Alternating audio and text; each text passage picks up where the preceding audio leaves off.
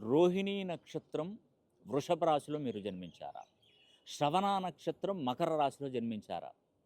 అదేవిధంగా పునర్వసు నక్షత్రం మిథున రాశిలో జన్మించారా?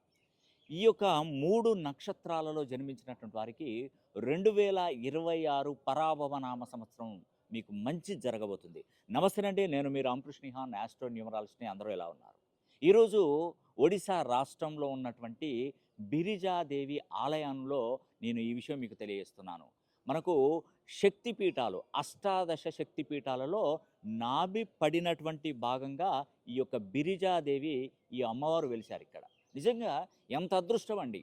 ఈ 3 నక్షత్రాలలో కనుక మీరు జన్మించినట్టయితే మీరు 2026 మరి మార్చి 19వ తారీఖు నుండి మీరు మహర్జాతకులు కాబోతున్నారు.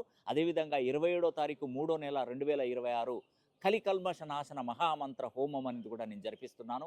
ఈ హోమానికి మీరు అటెండ్ కానవసరం లేదు. మీ పేరు గోత్రనామాలు పంపిస్తే ఆ వీడియో, ఆ హోమం చేసి, మీ పేరు మీద హోమం చేసి ఆ వీడియో పంపిస్తాను.